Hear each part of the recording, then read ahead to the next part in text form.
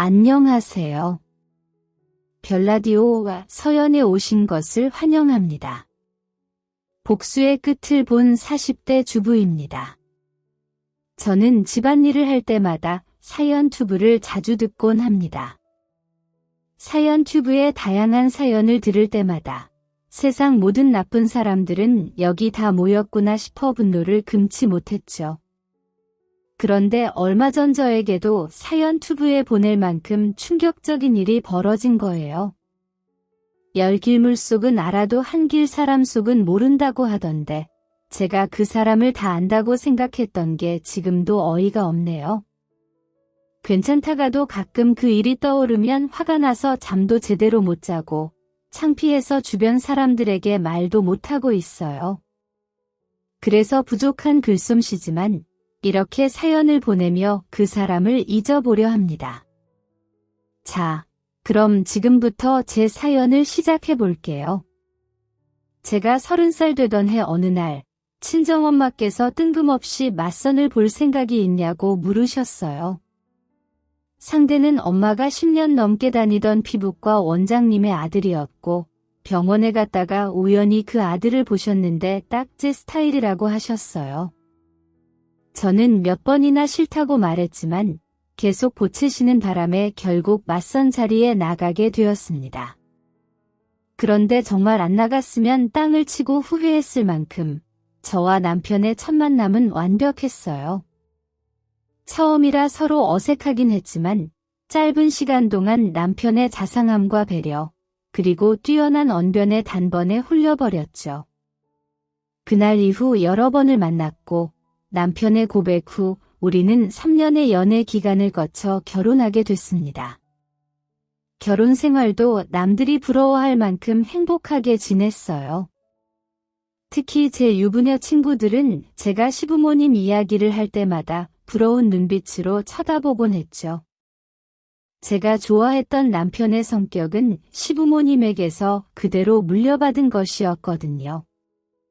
시부모님은 하나부터 10까지 얼마나 세심하신지 이런 말 하면 안 되지만 저희 친정 부모님보다 더 신경 써주셨다고 해도 과언이 아닙니다.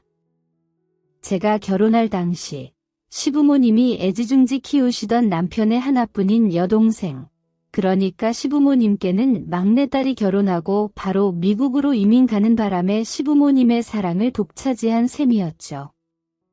그래서인지 제가 시댁에 가는 날이면 시부모님께서는 귀한 손님은 편히 앉아만 있으라고 하시며 허드레실은 다 남편에게 시키셨는데 그런 모습도 시부모님이 제 편이신 것 같아 괜히 기분이 좋았습니다. 시부모님 그리고 자상한 남편 덕에 결혼 생활 내내 마음이 편했던 저는 결혼한 지 1년 만에 첫째 아들을 낳고 3년 뒤에는 둘째 아들을 낳았습니다. 시부의 말씀대로라면 남편 집안은 남자가 귀한 집안인데 제가 아들을 연달아 2명이나 낳으니 시부께서는 세상을 다 가지신 듯 기뻐하셨죠. 그리고 하루라도 손자들을 안 보면 눈앞에 아른거린다고 하시면서도 그 마음을 참고 참으셔서 일주일에 3번 정도는 우리 집에 오셔서 아이들과 놀아주시기도 하셨습니다. 시부모님이 집에 자주 오면 부담되지 않냐고 물으실 텐데 전혀 그렇지 않았습니다. 저는 오히려 시부모님이 집에 오시는 게 너무 좋았습니다. 시부모님은 집에 오실 때마다 저에게 용돈도 주시며 친정 부모님을 뵙고 오거나 친구들과 놀고 오라고 해주셨거든요. 정말 저는 복받은 며느리였습니다. 그리고 가화만사성이라고 집안이 화목하니 남편의 일도 잘 풀리기 시작했어요. 제가 둘째를 낳았을 때쯤 남편은 서울의 성형외과를 개업했는데 남편이 실력도 좋고 입소문도 나면서 단기간에 병원을 찾는 사람들이 많아졌습니다. 남편이 성형외과를 개업하기 전까지 저는 병원장 며느리일 뿐이었는데 이제는 병원장 아내로서 사모님 소리를 듣게 되었죠. 그렇게 시간은 흘러 첫째 아들이 초등학교에 들어가고 둘째 아들이 어린이집에 갈 나이가 되니 저는 드디어 고정적인 자유시간이 생겼습니다. 그간 시부모님께서 자주 오시긴 했지만 시부모님이 시간 되실 때 오셨기 때문에 제 자유시간은 들쭉날쭉했거든요. 아이들을 학교와 어린이집에 보내고 오전 시간이 여유로웠던 저는 문득 남편이 운영하는 병원에 환자가 많아 점심시간도 제대로 지키지 못하고 진료와 수술을 본다는 이야기가 떠올랐습니다. 생각해보니 몇 개월간 남편 병원에 가보지도 않았는데 그날은 시간이 있어서 김밥, 샌드위치, 과일 등 남편과 직원들의 도시락을 챙겨 병원으로 갔어요. 그런데 제가 간 날은 유독 한가했는지 점심시간이 다가오지도 않았는데 병원이 한산하더라고요. 사모님, 안녕하세요. 네, 안녕하세요. 미숙 씨 오랜만이네요. 우리 지난번에 먹었던 그 레스토랑 또 가기로 했는데 아직도 못 갔네요. 미숙 씨 요즘 너무 바쁜 거 아니에요? 바쁘긴요. 제가 요즘 몸이 좀 안 좋아서 사모님께 따로 연락도 못 드렸네요. 그런데 오늘은 원장님 뵈러 오신 거예요? 아, 원장님만 보러 왔다기보다는 남편이 요즘 하도 바빠서 점심도 못 먹으면서 진료 본다길래 도시락 좀 써와 봤어요. 그런데 어디 갔나 봐요. 아, 네, 오늘 세미나 있으셔서요. 원장님은 오전 휴진이세요. 그래요. 나한테는 별말 없었는데. 그럼 같이 도시락 먹어요? 넉넉히 챙겨왔으니까 다른 직원분들도 하나씩 챙기고요. 미숙이는 남편이 병원을 개업했을 때부터 함께한 직원입니다. 남편이 말하기론 일도 잘하고 항상 밝은 인상이어서 그런지 병원을 찾아주시는 분들에게도 칭찬이 자자하다고 하더군요. 또 미숙이는 저랑 단둘이 밖에서 종종 만나는데 밖에서 볼 때는 언니 동생으로 부르곤 했죠. 그리고 실제로 제 동생이랑도 나이가 비슷해서 그런지 더 챙겨주고 싶은 마음이 들곤 했습니다. 그런데 오늘은 이상하게 미숙이 표정이 전처럼 좋지는 않더라고요. 그렇게 미숙이랑 한참 수다를 떨다 보니 점심시간이 지나고 이제 집에 가려고 하니 남편이 허겁지겁 들어오더군요. 그런데 절 보고는 무슨 귀신이라도 본 듯이 화들짝 놀라는 게 아니겠어요? 여보. 어쩐 일이야? 아, 깜짝이야. 왜 소리 지르고 그래? 당신 밥도 못 먹고 일한다고 하길래 도시락 챙겨왔지. 그런데 세미나 갔다던데 이렇게 빨리 왔어? 당신 세미나 하면 보통 저녁 늦게나 끝나지 않나? 아, 그건 세미나마다 다르지. 오늘은 오전 일찍 시작해서 일찍 끝났어. 이제 집에 가는 거지? 조심히 들어가. 이렇게 인사하면서 조심히 들어가라며 제 등을 미는 남편이 뭔가 미심쩍긴 했지만 곧 오후 진료가 시작되는 시간이라 그런가 하고 그날은 바로 집으로 돌아왔습니다. 그리고 며칠 뒤 저는 남편에게 성형 상담을 받고 싶어 하던 친구와 함께 다시 병원을 찾았습니다. 그런데 몇 년 동안 같은 자리에서 반갑게 맞아줬던 미숙이가 보이지 않았고 남은 직원들이 허둥대며 미숙이의 빈자리를 채우고 있더군요. 의아했던 저는 친구의 상담이 끝나자마자 남편에게 물었어요. 여보, 미숙 씨 그만뒀어? 몸이 안 좋다면서 그만둔다고 하더라고. 사람 그렇게 안 봤는데, 아니 그만둘 거였으면 미리 말을 해줘야지. 갑자기 다음 날부터 못 나온다고 해서 급하게 사람 구하느라 얼마나 고생하고 있다고. 어머, 많이 아프대? 미숙 씨가 그럴 정도였으면 심하게 아픈 걸 텐데 어디가 아픈지 물어봤어. 아, 몰라. 처음부터 같이 했던 직원이라 내가 이 사정 저 사정 많이 봐줬는데 어떻게 마무리를 이렇게 하고 나가는지. 이래서 직원들한테 잘해줄 필요가 없다니까? 여보, 무슨 말을 그렇게 해? 이 병원 처음에 홍보도 안 되고 그랬을 때 미숙 씨가 얼마나 열심히 했는지 누구보다 잘 아는 사람이. 그리고 당신 안 그러다가 요즘 왜 그렇게 정없이 말해? 친구랑 같이 듣기 민망할 정도네. 아니, 당신은 미숙 씨가 어떤 사람인지도 모르면서 왜 무작정 그 사람 편을 드는 건데? 뭐라고 그래? 어디 말해봐봐. 미숙이가 어떤 사람인데? 아, 됐어. 어떻긴 뭘 어때? 직장을 그렇게 하루아침에 그만둔다고 하는 사람이면 말 다 한 거지. 요즘 일자리 구하는 게 하늘의 별 따기인데 보기에 겨운 거지 뭐.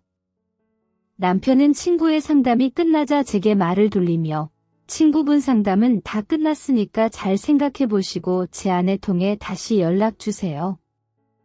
제가 만족스럽게 잘해드릴게요. 그럼 조심히 가세요. 늘 미숙이만큼 일 잘하는 직원이 2명만 있어도 병원 하나를 더 세울 수 있다고 칭찬을 아끼지 않던 남편이 갑자기 변해버린 태도에 저는 의아하지 않을 수 없었습니다. 그리고 남편 말대로 인수인계할 사람도 뽑아놓지 않고 돌연 관둔 미숙이의 행동도 이해가 되지 않았죠. 그래서 집으로 돌아가 미숙이에게 전화를 걸었어요. 그런데 진짜 무슨 일이라도 있는 건지 미숙이는 제가 수없이 남긴 부재 중에도 전화 한 통 걸려오지 않았습니다. 심지어 나중에는 제 번호가 차단되기라도 한 건지 통화 연결음이 한두 번 울리고는 바로 상대가 전화를 받을 수 없다며 끊겨버렸죠. 옛말에 든 자리는 몰라도 난 자리는 티가 난다고 미숙이가 갑자기 그만두니 덩달아 남편도 많이 바빠졌어요. 남편은 야근하고 집에 들어올 때마다 미숙이 욕을 어찌나 하던지요. 처음에는 남편 말을 듣다 보니 저도 감정이입이 됐습니다. 그래서 저랑 개인적인 친분도 두터웠고 둘만의 추억들도 있었는데 제게 아무 말도 없이 관둔 미숙이가 미웠죠. 그런데 좋은 얘기도 여러 번 들으면 듣기 싫어진다는데 남편이 시도 때도 없이 미숙이를 욕하니 이제는 미숙이를 떠올리기도 싫어지더군요. 그렇게 남편의 미숙이 욕은 미숙이가 그만두고 한 달쯤 지나서야 멈췄습니다. 그리고 며칠 뒤 저는 남편 병원 근처에서 브런치 모임이 있어 나갔다가 생각보다 빨리 끝나는 바람에 남편 병원 직원들에게 줄 간식을 사서 병원으로 갔죠. 그때가 오후 진료 시작 15분 전이었는데 다들 밥 먹느라 아직 안 들어왔는지 병원이 조용하더군요. 저는 기다리면 오겠지 싶어 대기실에 앉아 있었는데 병원 끝쪽 탕비실에서 남편이 껄껄거리며 웃는 소리가 들리더군요. 남편은 혼자 밥 먹는 걸 좋아해서 직원들이 밥 먹으러 나가면 간혹 탕비실에서 혼자 밥을 먹곤 했는데 저는 그날도 그런 줄 알았습니다. 하지만 탕비실 근처로 가보니 웬 낯선 여자의 웃는 목소리도 들리는 게 아니겠어요? 저는 순간 이게 뭔가 싶어서 탕비실 문을 확 열어젖혔죠. 당신이 여기 웬일이야? 당신 요즘 말투가 영 이상하네. 지난번에는 나한테 어쩐 일이라고 그러질 않나? 오늘은 웬일이냐 그러고. 내가 뭐 모르는 사람도 아닌데 말이야. 당신이야말로 여기서 뭐 하는데? 이 여자분은 누구고? 아, 우선 인사해. 여기 순영 씨, 새로운 직원이야. 새로 왔다고. 사모님, 안녕하세요. 김순영이라고 합니다. 네, 반가워요. 그런데 난 사람을 새로 뽑았다는 얘기를 못 들어서 제가 오해할 뻔했네요. 이 사람도 참, 내가 뭐 직원 뽑고 안 뽑고 일일이 당신한테 얘기해야 돼? 아니, 뭘 그렇게까지 말을 하고 그래? 그것도 새로 왔다는 직원 앞에서. 아, 됐어. 순영 씨, 제가 말한 대로만 해주면 아무 문제 없어요. 그리고 그만둘 거면 적어도 2주 전에는 미리 말해주고요. 알겠죠?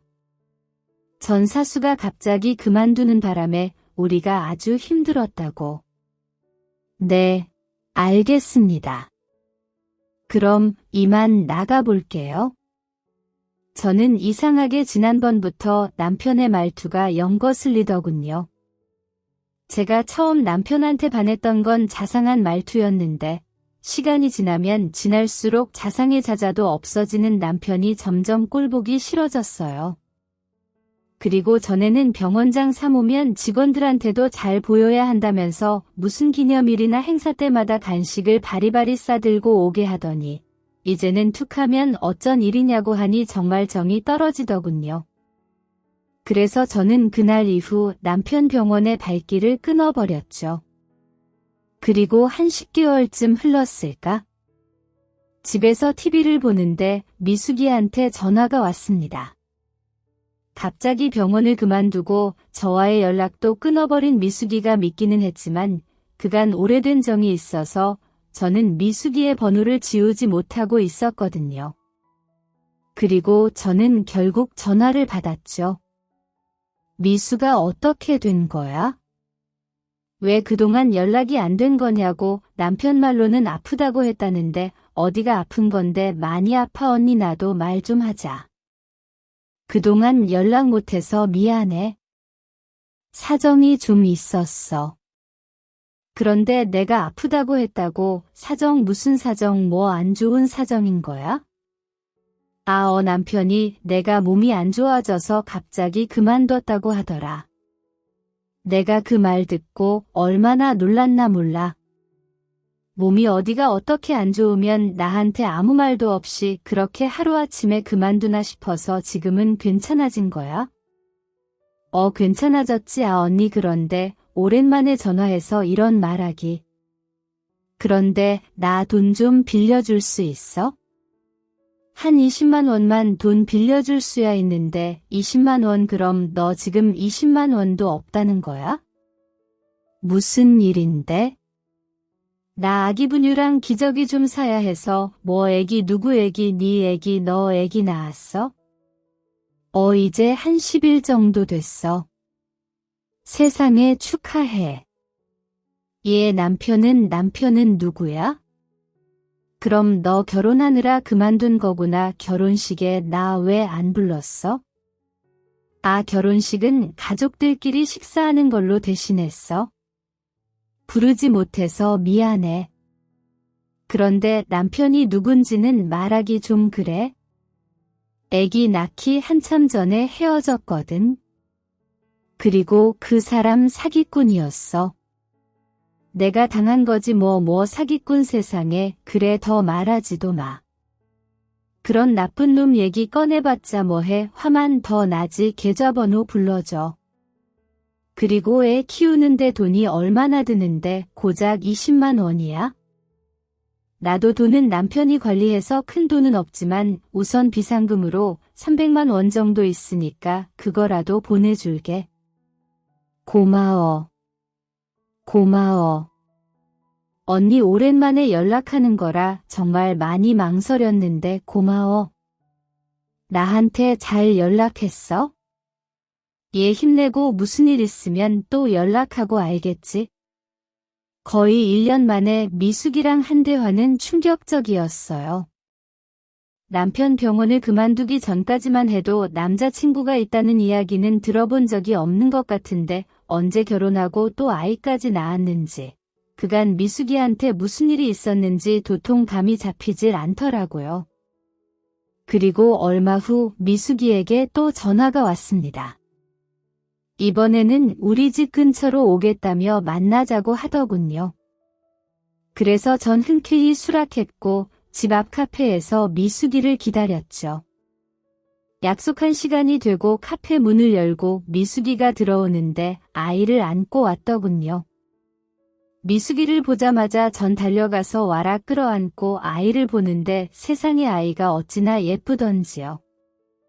우리 아이들 어렸을 때가 생각나 자리에 앉으면서부터는 제가 내내 안고 있었죠.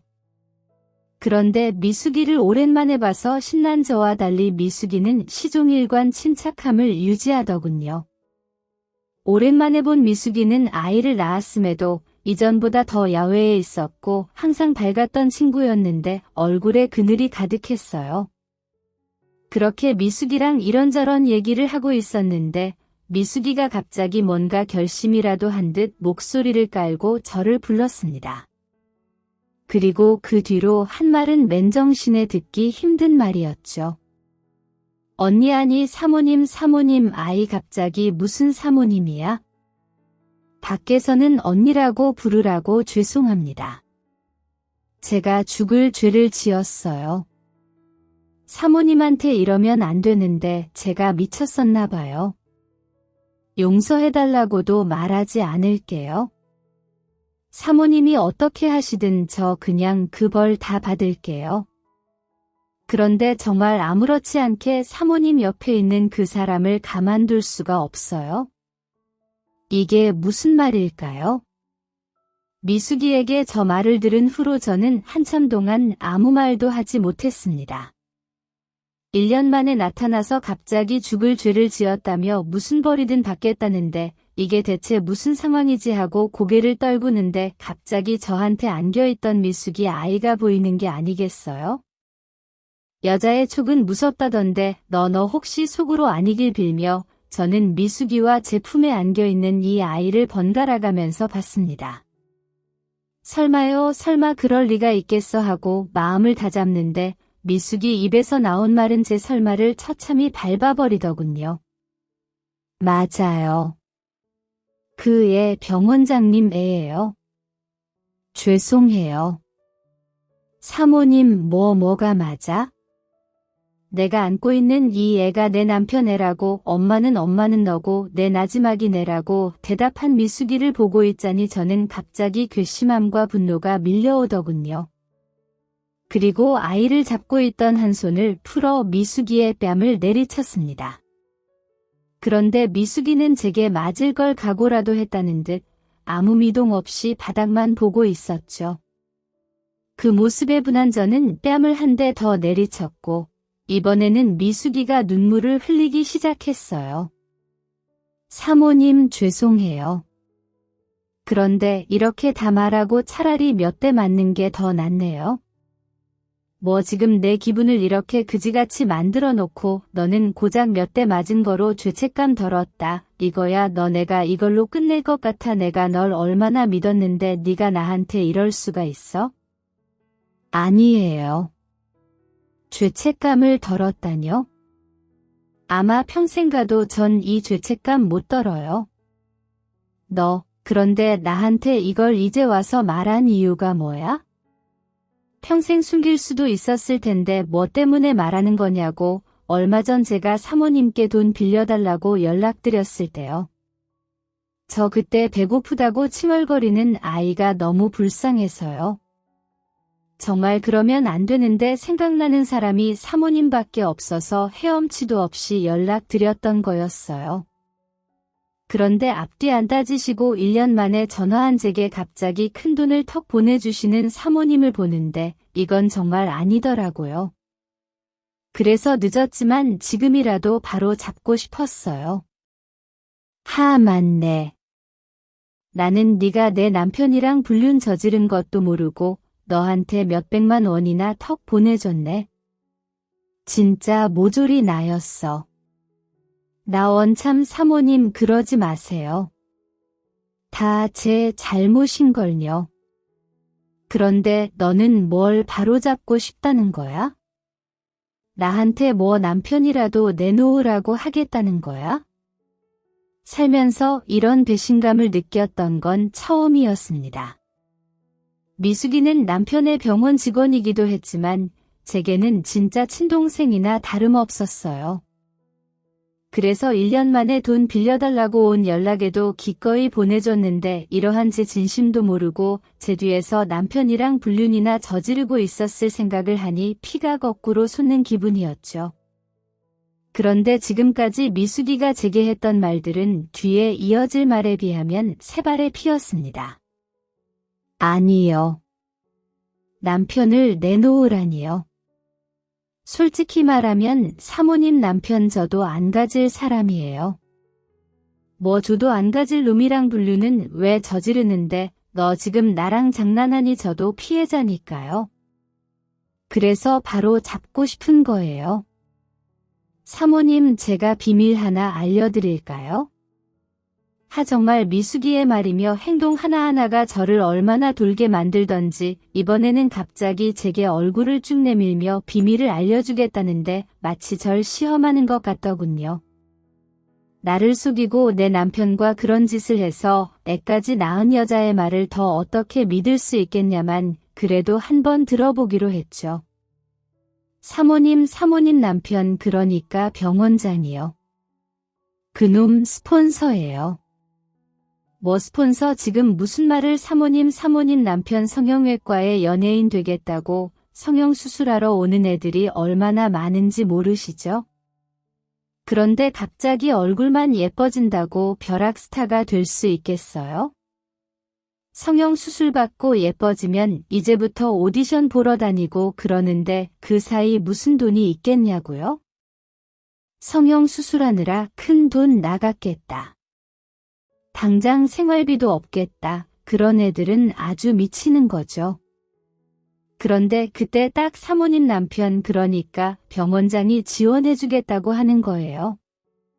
안 그래도 병원장 수술 덕에 본인들 예뻐져서 신뢰가 높아져 있잖아요. 그런데 그런 병원장이 본인 외모도 인정해주고 또 유명해질 때까지 용돈도 대주고 한다고 만나자는데 거절할 애가 몇이나 있겠어요? 너 지금 무슨 말 하는 거냐고. 내 남편 이 여자 저 여자한테 돈이나 퍼주고 있었다는 거야? 네, 바로 그거예요. 그것도 총각 행세를 하면서 그러고 다녔다는 거죠. 그럼 너도 돈 받았니?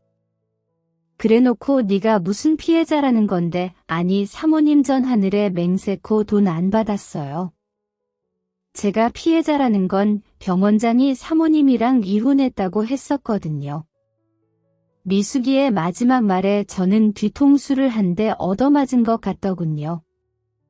이혼이라니요? 이게 무슨 말 같지도 않은 소리인가 싶었어요.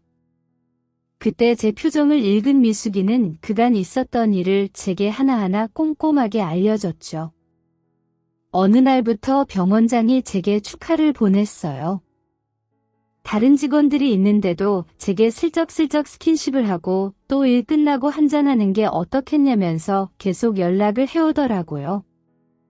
몇 번은 그냥 무시했는데 같이 일하면서 매일같이 무시하는 게 쉽지는 않더라고요.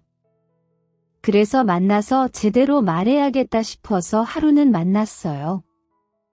그런데 역시나 제게 그동안 계속 마음에 품고 있었다면서 자기랑 만나보는 게 어떻겠냐고 하더라고요.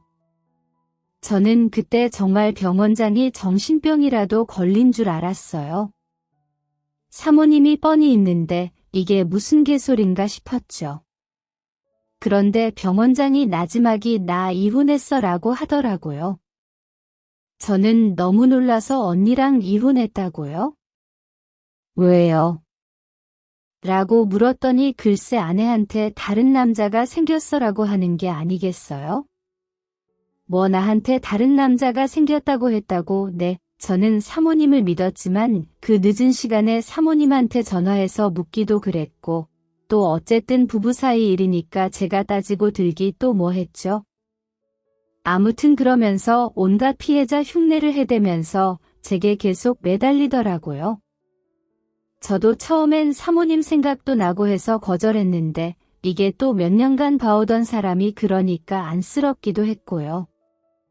그래서 한 번, 두 번 만나서 위로해준다는 게 이렇게 돼버렸어요. 저는 정말 병원장이 거짓말하는 거라고 생각도 못했어요. 그때 언니가 병원에 몇 달 동안 안 나오셨을 때여서 정말 죄송해요. 저를 불륜녀로 모함한 것도 모자라서 피해자 흉내를 해대며 미숙이를 꼬셨다는 말을 들으니까 참기가 찰 노릇이더라고요. 미숙이의 말을 다 믿기도 뭐했지만 제게 갑자기 차가워진 남편의 말투나 행동을 보면 의심해볼 말이긴 했으니까요. 그런데 갑자기 뱃속에 애까지 있으면서 병원을 그만둔 이유가 궁금해지더라고요. 그런데 병원은 왜 그만둔 거야? 네 말대로라면 내가 이혼한 줄 알았고 그래서 둘이 합의하에 연애하다가 애 가진 건데 네가 병원을 나갈 이유가 없었잖아. 병원장이 애까지 원했던 건 아니었으니까요. 제가 애기 가졌다고 말하니까 사람이 갑자기 변하더라고요. 심지어 뱃속에 아이가 본인 아이가 맞냐고 따지면서요. 싱글 이웃남을 만날 정도면 이미 이 남자 저 남자 다 만나고 다녔던 거 아니냐면서요. 그러더니 수술비에 위자료식으로 1,000만 원 줄 테니까 이젠 수술 받으란 얘기도 하더라고요. 그런데 저는 절대 그럴 수 없다고 했더니 그 뒤로 저를 아예 없는 사람 취급했어요. 그리고 그러고 있을 찰나에 사모님이 병원에 오셨고요. 왜 저 그만두기 전에 마지막으로 뵌 날이요? 저는 그때 알았어요. 병원장이 이혼한 게 아니라는 거요 뭐 그럼 내가 이혼한 게 아니어서 홧김에 나간 거야 죄송해요. 사모님 실은 이혼 안 한 거 알고 나서는 제가 병원장한테 하루라도 빨리 이혼하고 오라고 성화를 부렸어요. 그 당시 저는 제 애기 말고는 아무 생각도 없었거든요. 그런데 그 병원장이란 놈은 본인이 머리에 총 맞았냐면서 자기가 이혼을 왜 하냐고 화를 내는 거 있죠. 그러더니 저한테 너 말고 내가 챙겨야 할 여자가 몇이나 더 있는 줄 알아? 그때마다 이혼해서 위자료 주면 나한테 남는 건 뭔데 시끄럽고 당장 가서 그 애 지워라고 하더라고요. 저도 그때 병원장 그놈 입으로 알았어요. 이 여자 저 여자 후원해주고 있는 거로 모든 걸 알고 나니까 이런 놈한테 빠진 죄가 너무 부끄럽더라고요. 고작 이딴 놈한테 매달렸다고 생각하니 제 자신이 너무 한심하기도 하고요. 그래서 그만둔다고 했더니 글쎄 그래 잘됐다. 안 그래도 일자리 구해줄 여자애가 하나 있었는데 너 자리에 걔를 앉혀야겠다 이러는 거 있죠. 그 자식 완전 여자의 눈이 돌았어요. 미숙이의 마지막 말을 끝으로 저는 아무 기억도 나지 않았어요. 짧은 시간에 여러 충격을 받아서 기억을 못한 건지 아니면 기억하기가 싫었던 건지 정말 머릿속이 하얘지더군요. 저는 그날 미숙이랑 3시간이 넘도록 남편, 아니 그 자식 얘기를 했고 우선 이 말이 전부 사실인지 아닌지 확인을 했어야 했죠. 그날 밤 저는 자고 있는 그 자식의 핸드폰을 뒤져봤습니다. 참 그런데 그 자식의 핸드폰을 들자마자 저는 어이가 없어서 웃음만 나더군요. 핸드폰에 잠금 같은 걸 왜 걸어두는지 모르겠어 그런 거 찔리는 거 많은 사람들이나 걸어두는 거 아니야 라고 말했던 그 자식의 핸드폰은 버젓이 얼굴 인식으로 잠금이 걸려 있더군요. 그런데 뭐 이미 이 지경까지 왔는데 제가 못할 게 뭐가 있겠습니까? 저는 제 옆에서 자고 있는 그 자식의 이마를 손바닥으로 세게 한 대 퍽 쳤습니다. 그러니까 그 자식이 소스라치게 놀라면서 일어나더군요. 그러고는 제게 무슨 짓이냐며 소리를 질러대는데 전 그 사이에 그놈 얼굴에 핸드폰을 들이밀었죠. 처음에는 이게 무슨 일인가 싶어 얼빠진 놈처럼 저를 쳐다보더니 이내 본인 핸드폰인 걸 알았는지 저를 밀쳐내며 핸드폰을 빼앗으려고 하더군요. 그러면서 제게 소리치는 게 아니겠어요? 당신 지금 뭐 하는 짓이야? 이 밤에 내 핸드폰은 왜 들고 있는 건데 부부 사이에도 엄연히 사생활은 존중해줘야지. 당장 핸드폰 내놔. 그래 사생활을 존중해줘야 한다고. 그래 내가 당신 사생활 존중하며 물어볼게. 그러니까 지금 내가 묻는 거에 정확하게 사실대로 대답해야 할 거야. 뭐 갑자기 무슨 소리 하는 거야 당신 나 말고 딴 여자 만나고 계시나요? 무슨 질문이 그래 사생활을 존중해달라며 왜 더 공손하게 물어봐죠. 남편님 미숙이랑 불륜 저지르셨나요? 미숙이 애도 있던데 그 애가 당신 애네 맞나요? 말이 되는 소리를 해. 이미숙 진짜 당신 이미숙 만났어. 그 스토커 걔네 스토커야. 걔랑 불륜은 무슨 불륜 당신이 속고 있는 거라고. 어디서 누구 애인지도 모를 애 임신해서는 내 애라고 우기는데 내가 얼마나 골치 아팠는 줄 알아? 걔 완전 정신이상자야. 그래 내가 그 말 믿어도 돼? 여기서 거짓말하는 거면 당신 나중에 국물도 없어. 그럼 그런 스토커 말 믿고 날 의심하는 거야? 당신도 참 당신은 날 뭘로 보고 오히려 내가 당신한테 실망할 것 같은데 알겠어? 대신 뭐가 됐든 나한테 안 걸리는 게 좋을 거야? 내가 뭐라도 알아내면 난 당장 당신 부모님께 달려갈 거거든. 그래 당신 마음대로 해. 그런데 잘 자고 있는 사람은 왜 깨우고 그래 내일 일찍 나가야 한다는 내 말 까먹은 거야? 나 다시 잔다. 뻔뻔하게 나오는 남편 놈을 보고 있자니 어찌나 약이 오르던지. 그런데 참저도 저라고 남편 놈이 저렇게 우겨대니 남편 말을 믿어보고 싶긴 하더라고요. 솔직히 말하면 제게도 아이가 2명이나 있으니 그 당시에 이혼이 부담되긴 했거든요. 차라리 남편 놈이 끝까지 아니라고 우겨줬으면 싶기도 했던 것 같네요. 남편 말대로 미숙이가 진짜 스토커였으면 좋겠다 싶기도 했고요. 아마 이래서 남편의 불륜을 알고도 모른 척 넘어가주는 여자들이 생기는 거구나 싶었습니다. 그렇지만 반대로 생각해보니 이 모든 게 사실이라면 이런 몹쓸 놈 품 안에서 제 자식들을 키울 수 없는 노릇 아니겠어요? 이런 여자에 미친 정신 나간 놈이라면 하루빨리 제 애들한테서 떼어놓는 게 엄마가 할 몫이니까 말이죠. 다음날 저는 친자 확인 검사를 예약했어요. 그리고 예약날 저는 남편의 칫솔을 챙겨 친자 확인해주는 기관으로 갔고요. 그리고 사전에 미숙이도 그곳으로 아이를 데리고 오라고 했습니다. 남편의 말이 맞다면 미숙이가 샘플을 조작할 수도 있다고 판단했던 저는 그 자리에서 직원의 도움을 받아 미숙이 아이의 입에 면봉을 넣고 샘플을 채취했어요. 그리고 이틀 정도 뒤에 검사 결과를 받았는데 정신 이상자는 미숙이가 아닌 제 남편 놈이란 걸 확실하게 알 수 있었죠. 네, 맞습니다. 미숙이가 데려온 그 아이가 제 남편 놈의 친자식이 맞더군요. 세상에 아무리 불륜이라지만 제 친자식을 낳은 여자를 스토커 정신이상자로 몰아가는 게 말이나 되는 소리입니까? 게다가 본인 아이가 맞냐고 미숙이를 몰아붙이고 그리고 뭐요? 싱글이 이웃남을 만날 정도면 이미 이 남자 저 남자 다 만나고 다녔던 거 아니냐고요?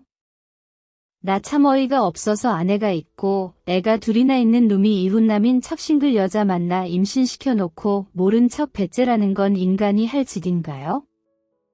제가 미숙이를 옹호하는 건 아니지만 정말 제가 살맛대고 자던 놈이 이런 저질 같은 사람이었다고 생각하니 그 인간한테 닿았던 제 살들이 다 쭈뼛쭈뼛 서는 것 같아 소름이 끼치더군요. 저는 그 길로 친자 확인서를 들고 시부모님께 갔습니다. 그 당시 시부께서는 병원을 정리하시고 시모랑 전원주택에서 살고 계셨는데요. 그 조용하고 평화롭던 곳이 제 등장으로 인해 산산조각 났죠. 영희야, 네가 이 시간에 여긴 무슨 일이니? 아버님께 보여드릴 게 있어서 왔어요. 저는 가방에서 친자 확인 결과 보고서를 꺼내 시부모님께 보여드리며 이렇게 말했습니다. 한쪽은 아버님 아들이고 한쪽은 아버님 아들의 자식이에요. 눈이 평소보다 더 커진 시부모님은 종이를 뚫어져라 보는데 사람은 보고 싶은 것만 본다더니 친자 확인서에 있는 성별에 눈이 꽂히셨더라고요. 평소 제게 손녀딸은 언제 볼 수 있는 거냐며 노래를 부르셨는데 하필 미숙이가 낳은 애가 딸이었거든요. 본인 아들이 파렴치한 사람이라는 걸 알 리 없던 시부모님은 제게 이러더군요. 세상에 드디어 딸을 낳은 거니? 아니 그런데 언제 나는 너 배부른 걸 맞죠? 저 배부른 거 보신 적이 없으시겠죠? 제가 딸을 낳은 건 더더욱 보신 적이 없을 테고요. 그럼 이 아이는 뭘까요?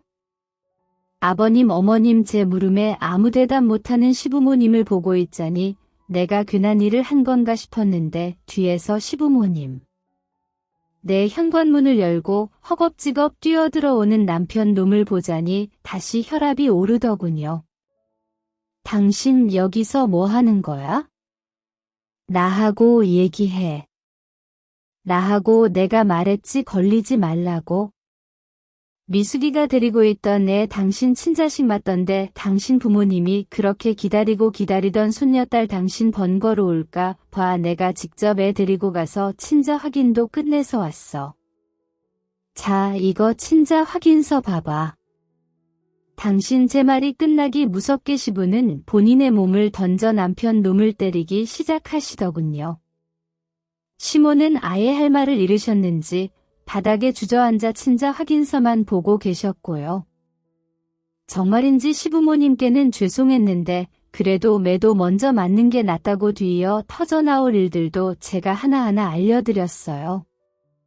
아버님 진정하세요. 아직 할 말이 더 남았거든요.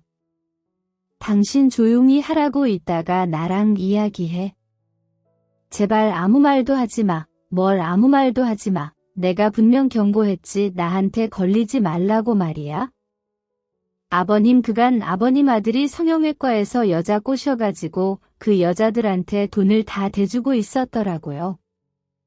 그리고 그중 한 명이 수영이라고 지금은 병원에서 일도 하고 있고요. 돈을 주다 이젠 본인 일터로 불러서 여왕처럼 모시며 월급도 주고 있더라고요. 제가 의사 남편 뒀다고 주변에서 그렇게들 부러워하던데 의사 남편이 이런 천하의 쓰레기인 걸 알아도 절 부러워할까요? 아버님 생각은 어떠신가요? 그걸 어떻게 알았냐고 이 자식아 당신이 미숙이가 그만둔다고 했을 때 말했다며 세상 똑똑한 척은 혼자 다 하더니 아니 그리고 당신 진짜 사람이야. 미숙이 그렇게 그만두게 만들어 놓고 나한테는 책임감이 없니 뭐니 하면서 그렇게 욕을 해대. 그리고 네가 돈 대주는 여자를 병원에서 일을 시켜? 너 그때 탕비실에서 그 기집애랑 히덕거리고 웃던 것도 거기서 연애질 한 거지? 천하의 못된 자식아 너 같은 놈은 내가 절대 그냥 못 둬.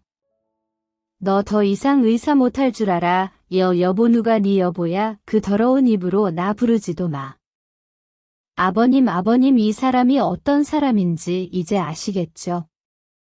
저 이런 사람이랑 단 하루도 못 살아요. 그리고 이런 놈 품 안에서 아버님이 그렇게 애지중지하시는 손자들을 어떻게 키우나요? 안 그래요?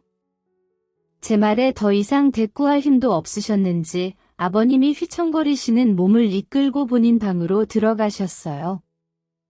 그리고 저는 남편 놈 손에 이끌려 집으로 왔죠. 집에서도 제게 내내 비는데 그 더러운 모습이 더는 보기 싫더군요. 저는 그놈과 더는 말도 섞기 싫어. 애들한테 이런 꼴 보이기 싫으면 당장 집 나가라고 소리쳤고 꼬레지도 아빠라고 애들한테 창피하긴 싫었는지 드디어 집을 나가더군요. 그리고 다음날 시부모님께서 저를 찾아오셨죠. 영희야 내가 미안하다. 고작 저런 놈을 아들이라고 낳아놓고 너한테 보낸 거 내 그게 제일 큰 죄다. 모든 걸 다 알았을 때 네 심정이 어땠을고 다 내 죄다. 다 내가 잘못 키운 죄야? 내 아들 용서하란 말은 안 한다. 대신 내분 풀릴 때까지 할 수 있는 모든 걸 다 동원해서 네 한풀 거라. 꼭 그렇게 해. 저런 놈이 무슨 남편이고 아빠고 또 병원장이 될 수 있겠니? 모든 곳에서 저런 놈은 수치다. 그리고 오늘부로 나한테도 더 이상 아들은 없다. 나도 그런 자식 내 아들로 두기 싫구나. 그리고 내 손자들한테도 저런 아비는 없어야지. 그래야지. 그러니 네가 혹여라도 저 자식 새치어에 놀아나지 않았으면 좋겠구나.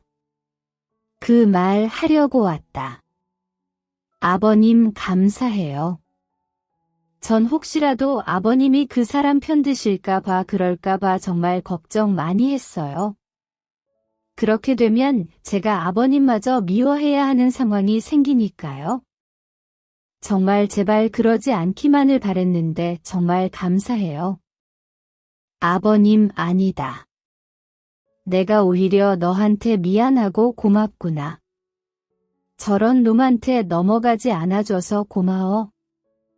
연애 때부터 결혼 생활 내내 언제나 제 편이셨던 아버님은 마지막까지도 제 편을 들어주셨어요. 시부모님께 이 모든 일을 털어내놓기 전까지 친정 부모님께 말씀도 못 드리고 저 혼자 길고 긴 외로운 시간이었어요.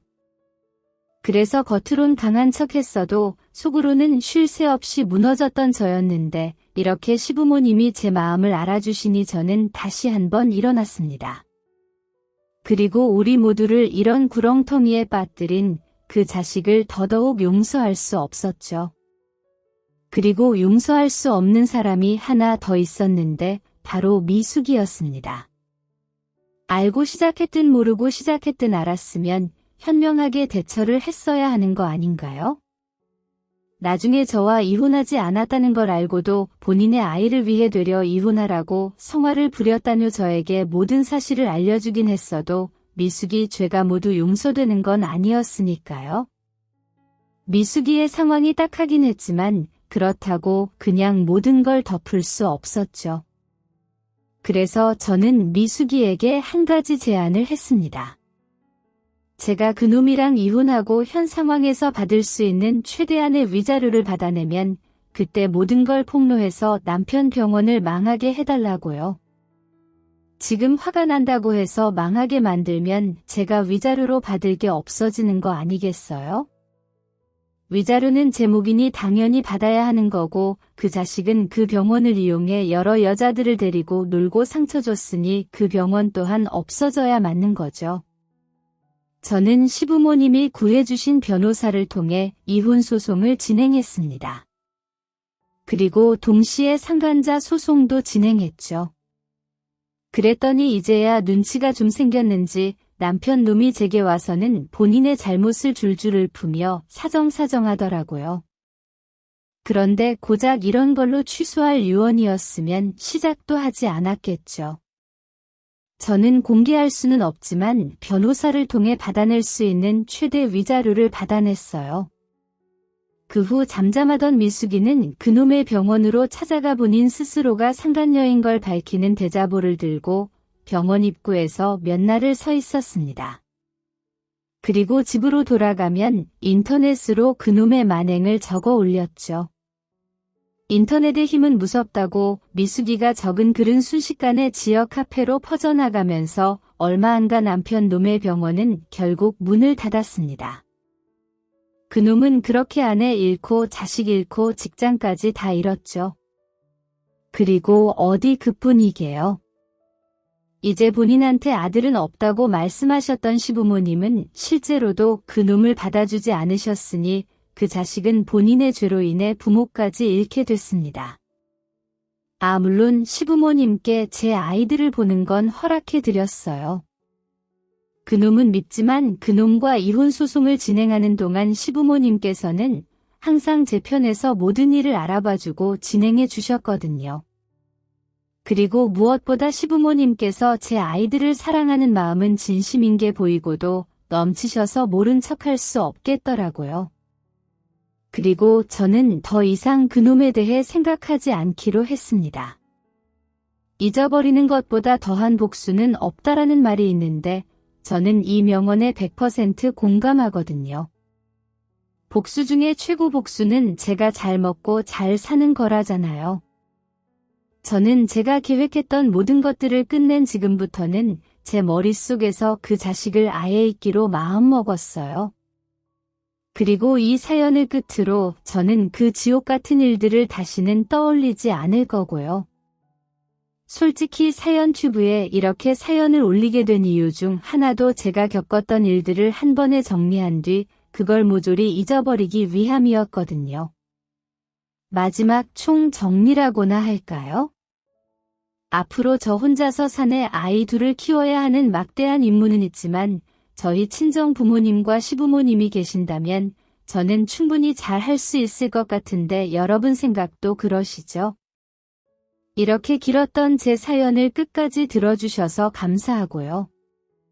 마지막으로 제게 희망과 용기 되는 응원을 해주신다면 제가 힘들 때마다 와서 힘을 얻어갈 수 있을 것 같은데 짧게나마 응원글 한마디 꼭 부탁드리겠습니다. 진심으로 여러분께 감사합니다.